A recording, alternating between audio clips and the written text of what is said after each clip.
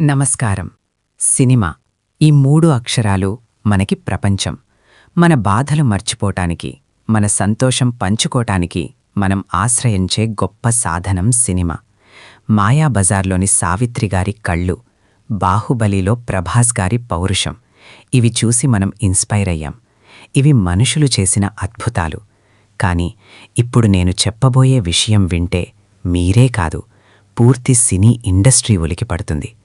ఇప్పుడు మన ముందుకు వస్తున్న ఒక సినిమాలో హీరో లేడు, హీరోయిన్ లేడు, విలన్ లేడు, అసలు కట్ యాక్షన్ చెప్పే డైరెక్టర్కే పనిలేడు. ఇది గ్రాఫిక్స్ కాదు, ఇది విఎఫ్ఎక్స్ కాదు, ఇది ఆర్టిఫిషియల్ ఇంటెలిజెన్స్ సృష్టించిన మాయా ప్రపంచం. ఎస్, మీరు వింటున్నది నిజం. First Telugu AI movie ready అయిపోయింది.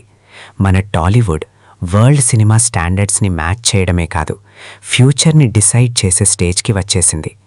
దీని గురించి పూర్తిగా తెలుసుకునే ముందు, ఇలాంటి ఫ్యూచరిస్టిక్ మరియు ఇంట్రెస్టింగ్ సినిమా అప్డేట్స్ మిస్ అవ్వకూడదు అనుకుంటే దయచేసి మన ఛానల్కి సబ్స్క్రైబ్ చేసుకోండి.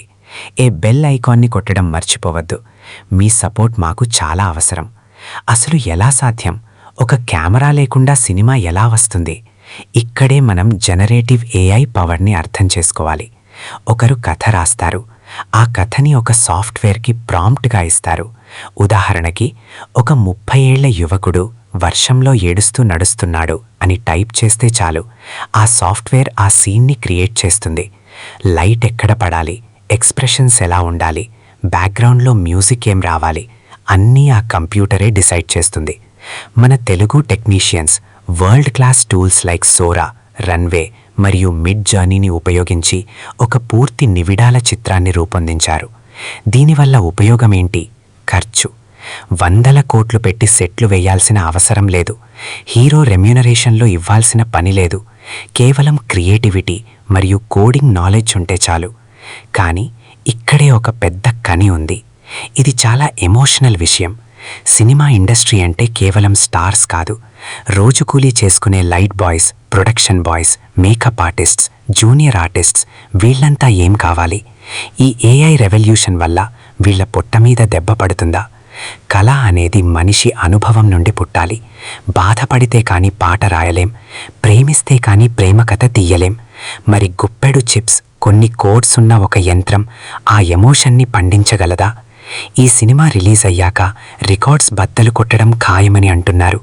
ఎందుకంటే ఇది ఒక ప్రయోగం మాత్రమే కాదు, ఇది భవిష్యత్తు. కానీ ప్రేక్షకులుగా మనం దీన్ని ఎలా స్వీకరిస్తాం? మనకు కావలసింది బొమ్మనా, లేక ఆ బొమ్మ వెనుక ఉన్న మనిషి కష్టమా? చివరిగా మిమ్మల్ని ఒక ప్రశ్న అడుగుతాను. వీడియో కింద కామెంట్ చేయండి. ఒక తల్లి తన బిడ్డ కోసం ఏడిచే సీన్ సినిమాలో చూసినప్పుడు ఆ కన్నీళ్లు కంప్యూటర్ గ్రాఫిక్స్ అని తెలిస్తే మీ గుండెకి ఆ బాధ తగులుతుందా?